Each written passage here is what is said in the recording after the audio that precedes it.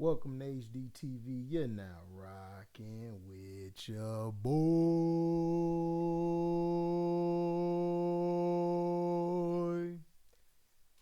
I had to hit the opera on you, niggas.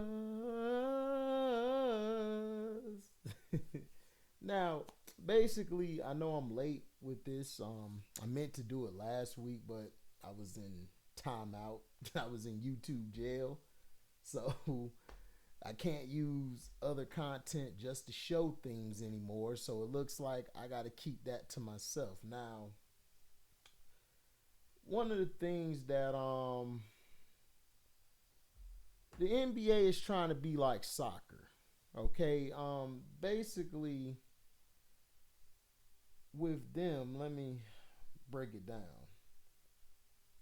Now, what the NBA is trying to do is they're trying to make it like soccer. They're trying to have this round robin crap where you have a team in this group, whoever win the games they delegate to beat to match that format, match who gets to the playoff or the play-in, whatever it is, a little tournament. Then that's what they'll do.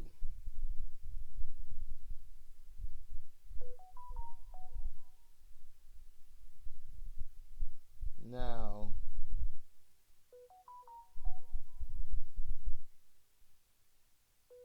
let's see. Sorry, my phone is going crazy now. All right, so it's basically this was during the summer league. They had it. They unveiled the newly formed in-season tournament. So it's the NBA Cup, they call it. They're trying to bring a European Cup style competition to the league. It's mainly soccer. That's all they're trying to bring. So, so basically on Saturday they unveiled the 5-team group. So it's 6 groups and it's 5 teams in each. Now 3 is made up of the Eastern Conference teams and 3 are made up of the Western Conference foes that will make up the group stage of tournament. So the group 1 is going to be the Philadelphia 76ers, the Cleveland Cavaliers, the Atlanta Hawks, the Indiana Pacers, and Detroit Pistons. Group 2 is going to be the Milwaukee Bucks, New York Knicks, Miami Heat, Washington Wizards, Charlotte Hornets. Group 3 is going to be Boston Celtics, Brooklyn Nets, Toronto Raptors, Chicago Bulls, Orlando Magic.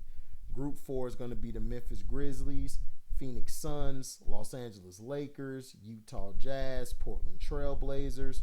Group 5 will be Denver Nuggets, LA Clippers, New Orleans Pelicans, Dallas Mavericks, Houston Rockets. And Group 6 will be Sacramento Kings, Golden State Warriors, Minnesota T-Wolves, Oklahoma City Thunder, and the San Antonio Spurs. Now, the NBA used a World Cup style draw process. They split each conference into 5 pots that were separated by last year's regular season standings. So pot 1 featured the teams that finished 1st through 3rd. So in the East, the Bucks, Celtics, and Sixers, followed by teams 4 through 6, landing in pot 2, Cavs, Knicks, and Nets. So all of this stuff is from last year.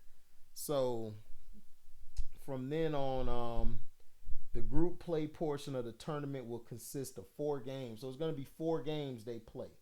Now, 1 against each of the other 4 teams across each group. That will take place on 7 dates through November this year. Those dates will be November 3rd, the 10th, 14th, 17th, 21st, the 24th, and the 28th. A combination of 4 Fridays and 3 Tuesdays. Now, Evan Walsh, the NBA's executive vice president of basketball strategy and analytics and a key person behind the creation of the in-season tournament, said that the league is going to try its best to have back-to-backs as part of those group games held to a minimum. Okay, so let's see.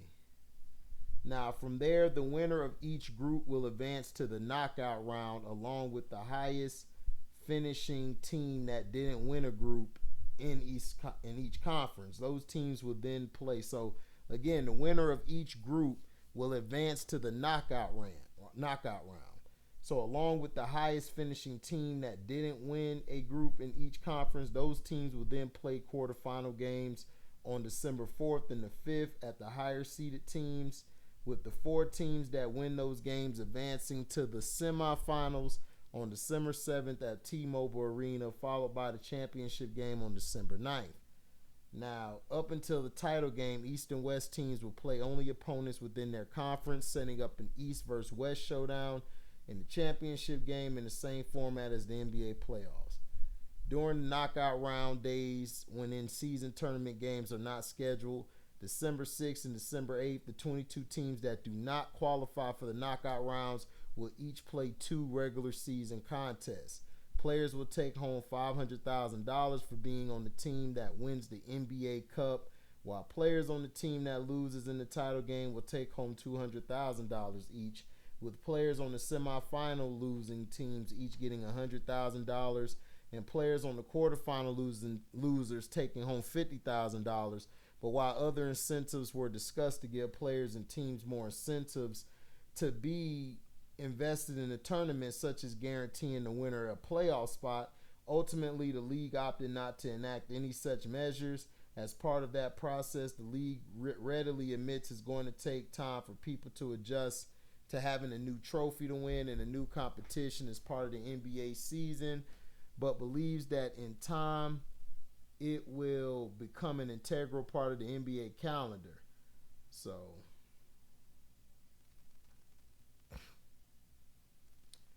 this is the dumbest shit I ever heard in my life. It's like, what's the point of the NBA finals? What's the point of the NBA playoffs?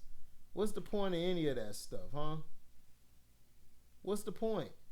You really have no point no more. It's like, what's the point of doing it? It's like the stupidest thing I've ever heard before in my life. It's dumb. It's dumb, and to me, it's a waste of time. And I feel like it's going to be, this year, people will probably be excited, and then next year, the year after next, it's going to be trash. Nobody's going to give a damn. You know, that's just facts. Nobody's going to care at all.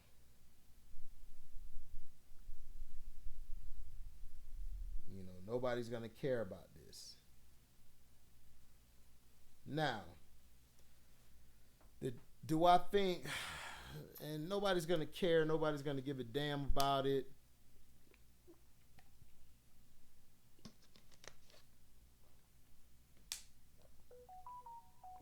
It's all going to be forgotten. Now, the Colts have released the new Indiana Knights uniform, but people are roasting them about it. You know, they've unveiled it over the last days. It was on Thursday, the Colts' turn. Their new Indiana Knights uniforms aren't getting the best reception. The new alternate look featured heathered blue jerseys and a franchise first black helmet. According to ESPN's Adam Schefter, they will first wear them for their October 22nd game versus the Browns and will continue to be worn for select games in futures. The new threads are being derided as looking like a mid-level college football program uniform, while the Indiana Knights name is also getting poked fun at. Teams deviating from a traditional look always run the risk of mockery, but the Colts are really catching it from all sides this past Thursday. Now,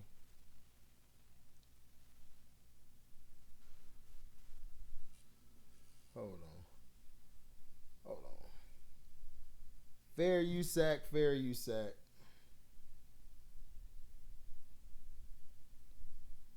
See if y'all see that. That's it right there. Fair USAC. You guys see it. Black helmets. Got sort of like a heathered look.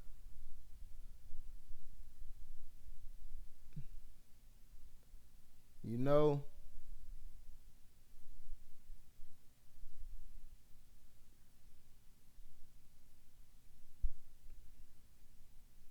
You know, let me know how y'all think. I think it looks straight. I don't know why people roasting it. I think it looks cool. It's something different. I guess because of the material, how the material look, I think that's why people are roasting it, which I don't know why. But that's clean. Black helmets with the blue.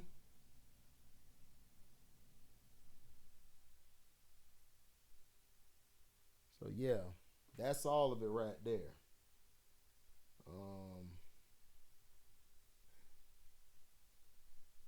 Now, I think the jerseys are straight. A lot of teams are going to it, like the Bucks. They're going to the pewter look. They're going back to the pewter look. I already ordered my jersey, the Tom Brady official pewter jersey, so I should be getting that soon. The Indiana, it's okay, but from a all right, there we go. That's better. Now, we'll see. I gotta ask people who stay there, who's Indianapolis Colts fans. I want to see if they like it or they don't like it. So I like it. I think the jerseys are fresh. We'll see on the field how it is. I just think it's probably the material that everybody's not liking. That's probably what it is. You know. Let's see. I had something else. Hold on. Had another thing to talk about.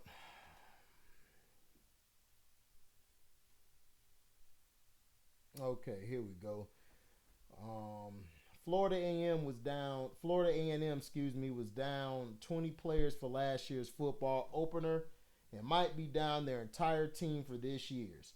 The program suspended all football related activities on Friday night after rapper Real Boston Richie filmed an unauthorized video in the team's locker room containing explicit lyrics.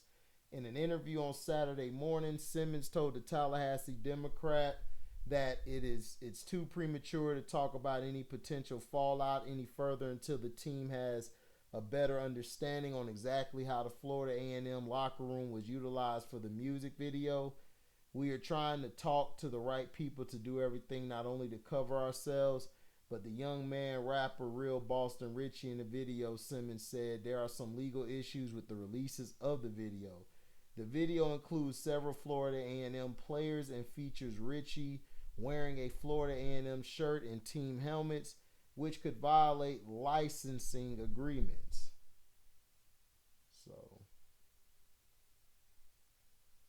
So here's a part of the video that's being showed fair use at. As you see him in the locker room.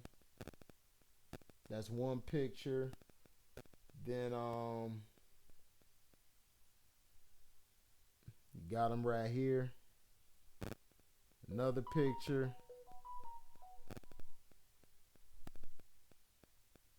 See that? You got another picture there.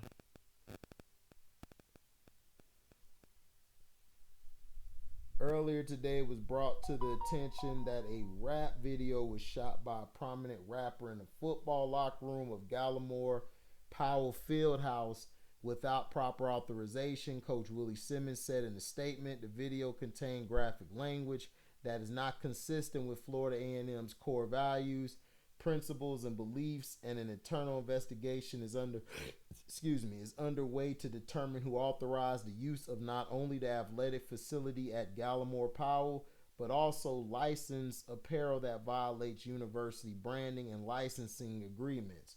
Although I am proud proponent of free speech and support all forms of musical expressions, this football team, as ambassadors of Florida A&M University, has a responsibility to protect the university's image. As a result of this unfortunate situation, as head football coach, I am effectively suspending all football-related activities until further notice. It's a privilege to wear the orange and green, and as a football program, our young men have failed to live up to the standards set before us. We will all learn from this mishap, and we will continue to work hard every day to become the best version of ourselves and continue to make Rattler Nation proud. So,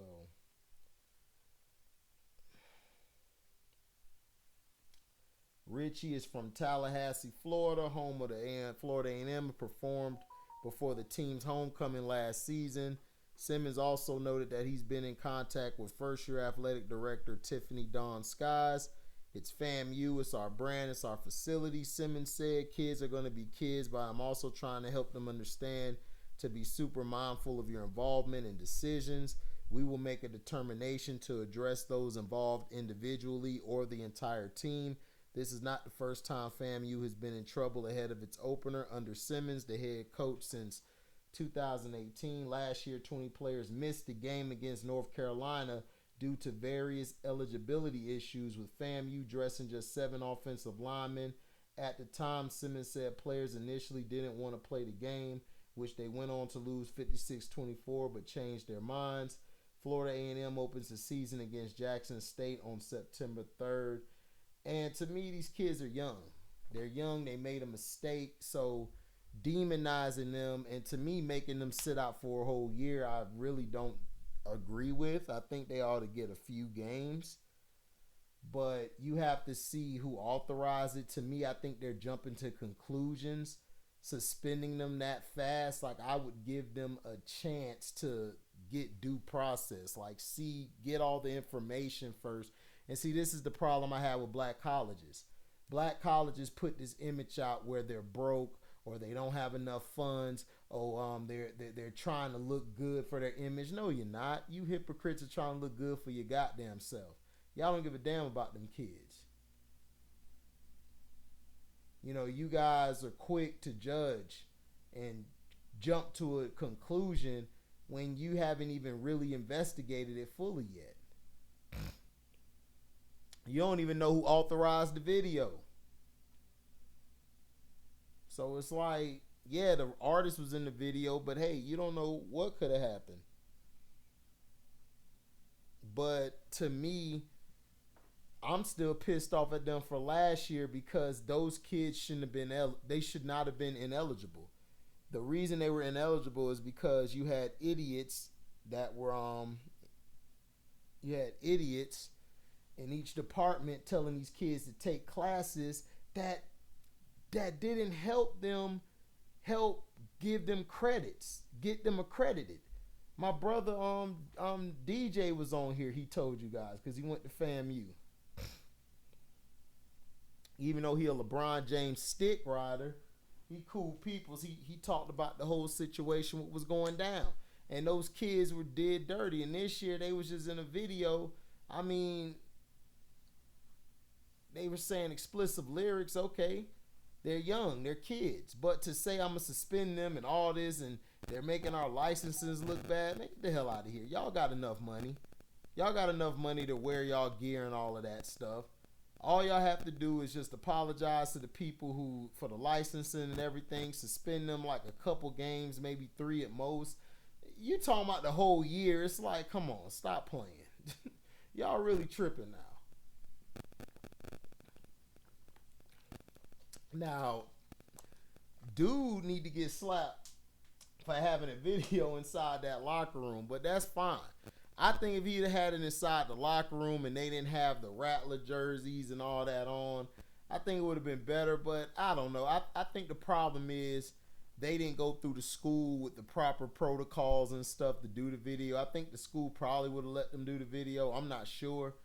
DJ will tell you better than I am, but all that stuff is cockamamie bullshit that they trying to say, well, we want our kids to have a great image, to show this and stuff. Y'all image has been trashed because y'all lie. Y'all lie saying you're broke. Y'all lie saying y'all ain't got enough money. Jackson State got caught on they shit at the line on Coach Prime. Making Coach Prime seem like he ain't give a damn about none of them kids.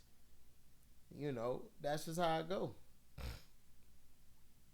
So, you know. Oh, snap. So, you know.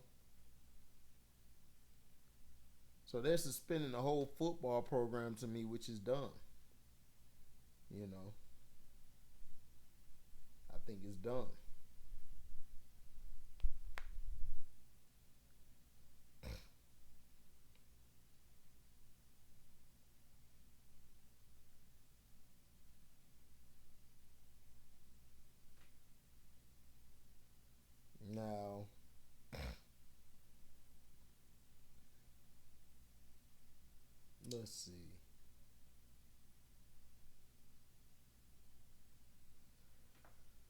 Now,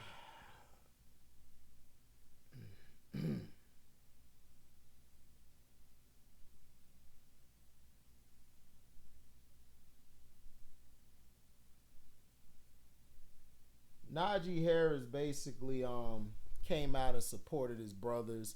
Saquon Barkley signed. I thought he copped out, but Saquon Barkley gets hurt a lot, so I understood why he didn't get the benefit of the doubt, but it is what it is. But to me, I felt like he should have held out. I think the running backs need to stick together and hold out. I think by them, not getting respected in the market is very asinine to me, because they set the tone. Like Najee Harris said, I agree with my running back brothers. Around the NFL, history will show that you need running backs to win. We set the tone every game, and we run through walls for our team and lead in many ways. This notion that we deserve less is a joke. King Henry also said at this point, just take the running back position out the game then. The ones that want to be great and work as hard as they can to give to their all to the organization. Just seems like it don't even matter. I'm with every running back that's fighting to get what they deserve. And basically, King Henry was replying to a tweet from ESPN's draft analyst Matt Miller, who basically said the life cycle of a running back doesn't extend past their first contract. So that's why Henry said what he said, which I agree with Henry.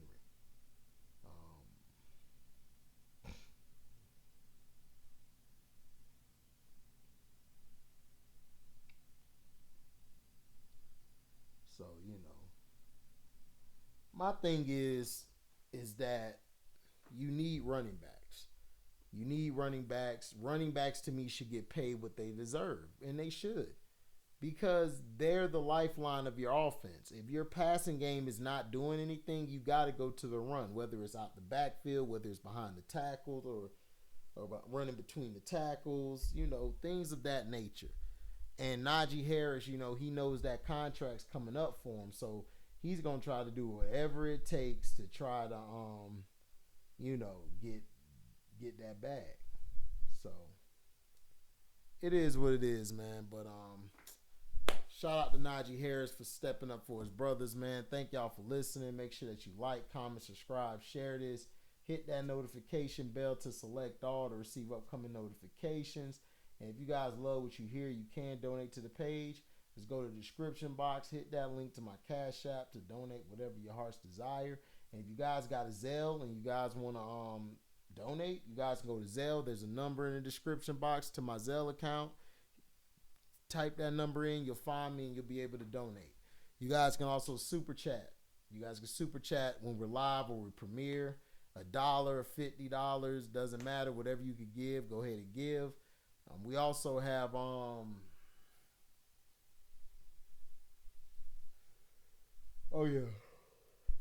excuse me. We also got the super thanks. You can hit the super thanks up. So thank y'all for listening. I'm out. Deezy.